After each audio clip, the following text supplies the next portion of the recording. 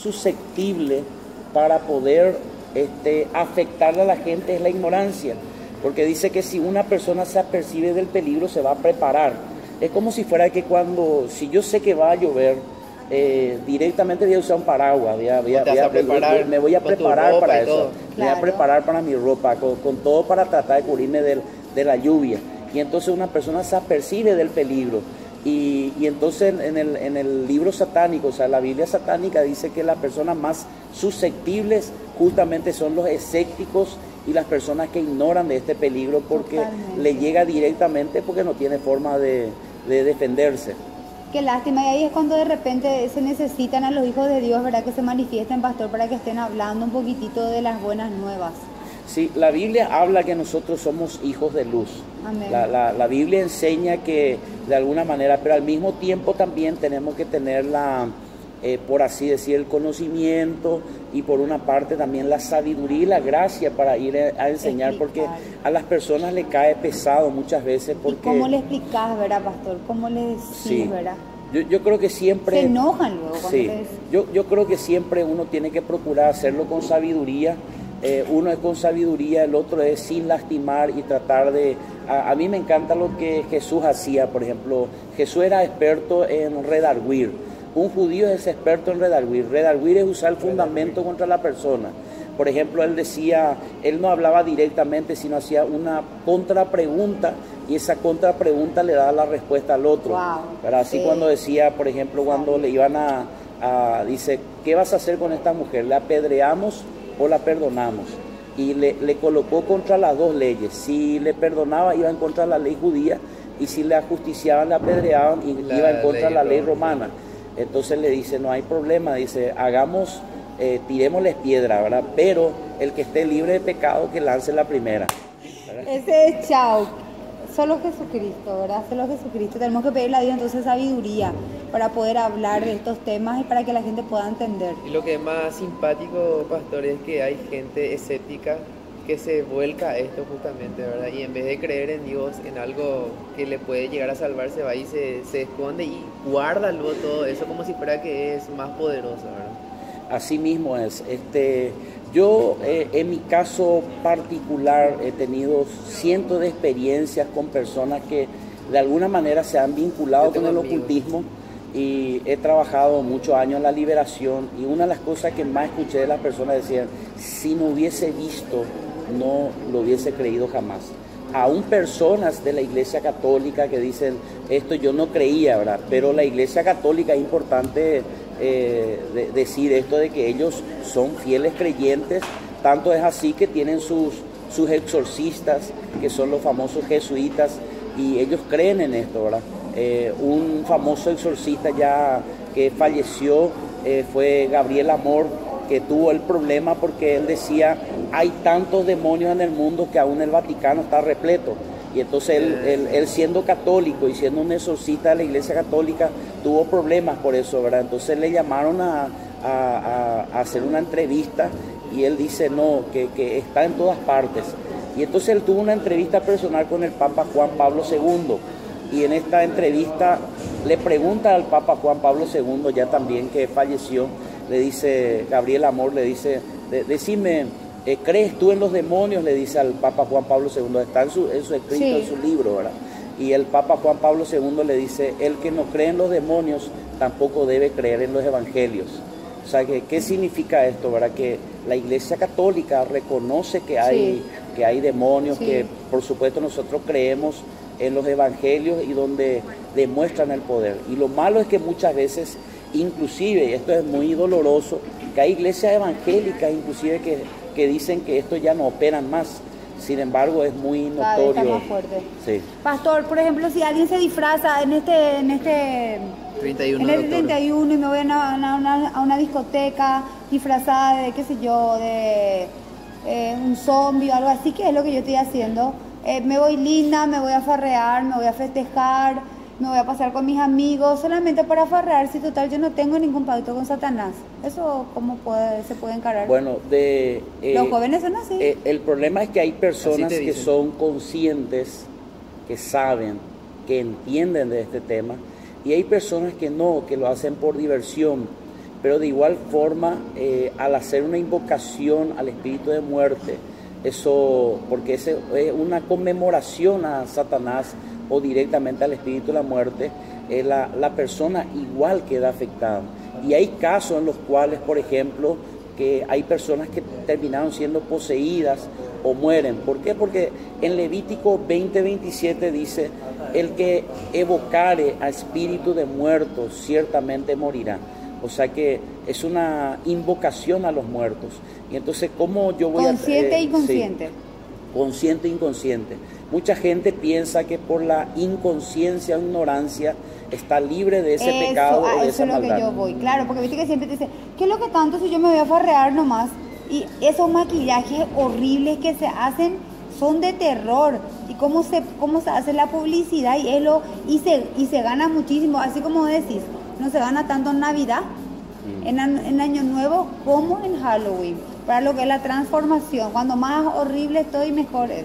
Hay premios. Sí, realmente aquí nosotros somos consumistas de muchas veces la cultura de afuera. El modismo. Nos gustan mucho las cosas de afuera y cada vez va teniendo un mayor crecimiento esta cultura, y hay fiestas muy importantes aquí, pero lo que más duele es que, por ejemplo, hay escuelas o colegios donde le obligan a los niños a tener ese día de fiesta. Sin conocimiento. Yo he acudido en algunos colegios y gracias a Dios suspendieron esos eventos al explicarle cuál es la funcionalidad o qué es lo que realmente está haciendo la persona en ese día. ¿Qué trasfondo tiene todo el evento?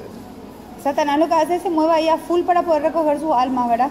Claro, lo que pasa es que alguien se entregue. Claro, lo que pasa es que, por ejemplo, hay un texto en la Biblia que dice en el Salmo 22, dice: Dios habita en la alabanza. O sea que cada ser o un espíritu necesita una atmósfera para moverse. Y entonces cuando yo estoy haciendo una fiesta de Halloween, estoy creando una atmósfera donde hay un crecimiento, ¿verdad? O sea que Dios creó esos principios en la naturaleza. Por ejemplo, en el zoológico de Miami trajeron un cocodrilo que en su hábitat natural crece hasta 5,5 metros, 6 metros puede llegar a crecer y pesar más de 1 tonelada. Ahora en el hábitat del África donde él estaba crecía esa estatura, pero cuando le cambiaron la atmósfera vino a Miami y pudo solamente crecer con todos los cuidados hasta 3,5 metros. Prácticamente 2 metros dejó de crecer porque le quitaron de su atmósfera o de su hábitat natural.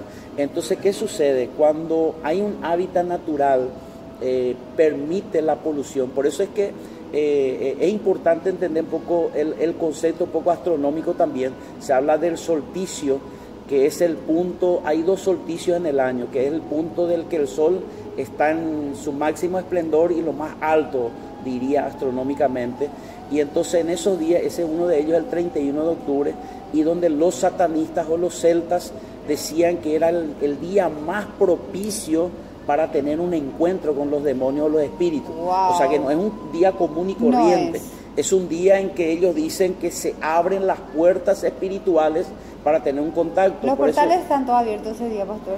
Y eso es lo que se dice, y más todavía porque, imagínate, para que nosotros podamos entender y para que la gente no diga que somos místicos, fíjense por ejemplo en los canales o los cables, todas las películas que van referentes en esta época de octubre son todas películas de terror que se están ofreciendo. Porque pues está preparando una atmósfera. Sí.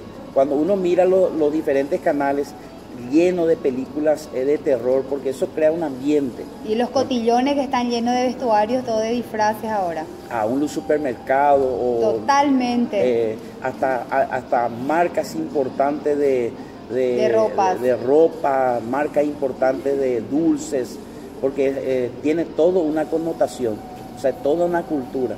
Y entonces el enemigo le es fácil porque se le presenta como un oxígeno para él moverse, ¿verdad? Y más todavía, más se alegra porque la gente ignora totalmente lo peligroso que es. Una mujer sacerdotisa llamada, que es inglesa, es Irving o sea, Irving se escribe, Irving, decía ella, convertía al cristianismo, decía, si tan solamente se imaginasen lo que se hace en ese día, dice, estarían aterrorizados los padres y no le dejarían salir a sus hijos de su casa, decía ella. ¿Por qué? Porque hay sacrificios. En esta fecha también en los Estados Unidos hay muchos eventos, como por ejemplo, como ahí dice truco o regalo, es la palabra que dicen en inglés al golpear las puertas de las casas. Y entonces si el dueño de la casa no le da un regalito, entonces le hace un truco, algo malévolo, le rompe las plantas, lo que sea. Entonces, aún, imagínense, están obligados, aún el que no participar, le obligan porque los niños salen a la calle disfrazados a participar.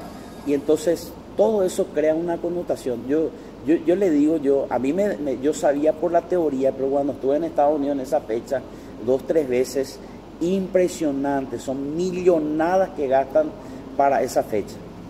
Pastor, ¿qué le decís para terminar a las mamás, a los papás que están viendo ahora el programa con respecto a esa fecha?